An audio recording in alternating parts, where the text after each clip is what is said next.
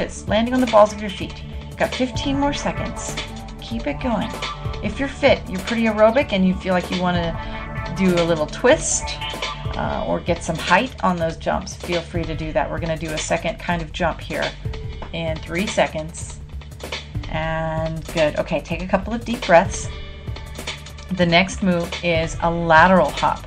So we're going to get some distance. And this officially, bunny hops are questionably plyometric.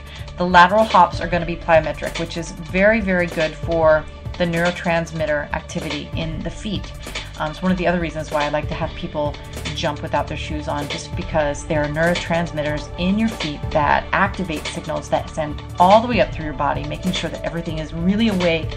Your metabolism gets sort of ignited by this as well. So you really want to focus on getting some distance. You're going to now hop from left to right. Same basic position. Your hands are on your hips. Your knees are bent slightly.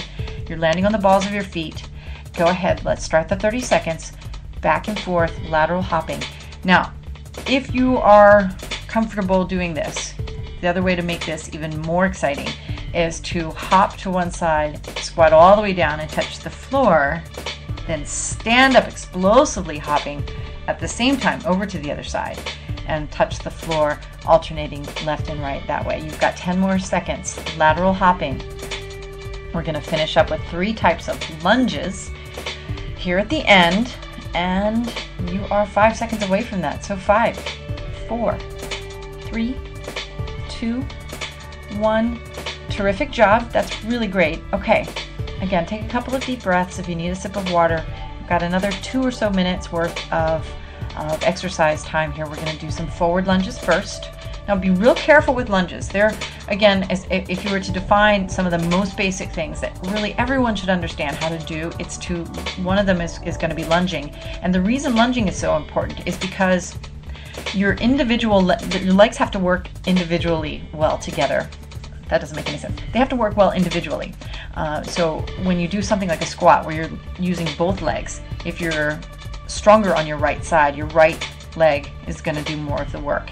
Where you lunge, you absolutely have to use the other leg in the movement that requires it to absorb the the functional component of that move. And the forward lunge that we're going to do now is where you take a big step out to the right side, where you probably are stronger, and that's fine. Make sure that you can take a big enough step out so that when you when you bend your knees and lower the body straight down, you make 90 degrees angles with your legs.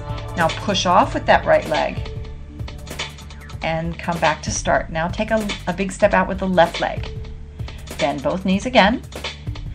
This is probably harder because you're probably weaker on your left side, since I think it's 90% of the population is right-handed and therefore stronger on the right side of the body. Okay, keep this going, another 20 seconds. Lunges also work the hips, they work the hamstrings, your butt muscles. You keep your back straight and you're working your core. Engage your core and keep your back straight. Don't collapse at your waist and lean forward, because then not only are you not working your core, you're straining your back. Okay, let's switch to lateral lunges. Now, you're going to take a big step out with your right leg to the side, and you're bending your left leg in the process, sticking your butt out behind you, sitting sort of down and back. Now bring the right leg back in, and then extend the left leg out laterally to the side, bending the right knee and sticking your butt out supported by your right leg. Back to center. Keep this going. Let's go 20 more seconds on this move. So the center leg is always the one that's bending. You're working the inner thighs a little bit here. You want to make sure that your toes stay straight. There's an easy tendency to turn those toes out. And the reason that we always want to turn our toes out is because when your toes are turned out, your thighs absorb more of the pressure and do more of the work. The thigh is the biggest muscle in the body, and it will do all the work. It's a bully. I call it the bully muscle. But you don't want to use that muscle quite as much with this type of move, because you want to engage those lateral muscles, the side of the leg, some of the smaller muscles that connect at the hip. Now we're going to do a reverse lunge to finish you up, and you will be done. Okay, so again, you're still standing up straight. You're going to now take a deep, big step back with your right leg. Bend both knees to 90 degrees once again. And come back to center. And reverse lunge with the left leg now.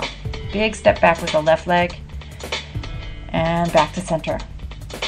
Again, these are all fundamental moves. If you're really, really fit, this may not have been the most challenging of workouts for you, but these are the kinds of things that you want to make sure that you're able to do really well, so that when you do get to some of the stuff that's a little more complicated, like burpees and kicking and squatting and kicking and lunging and jumping and all these other different things, that you can do them without sustaining injuries, and that you can feel better and more confident and thus exercise more efficiently and produce more results. 30 seconds is up. Congratulations, you did a really great job, and I thank you so much for joining me for this workout, the Fitness Fundamentals workout from InShape Fitness.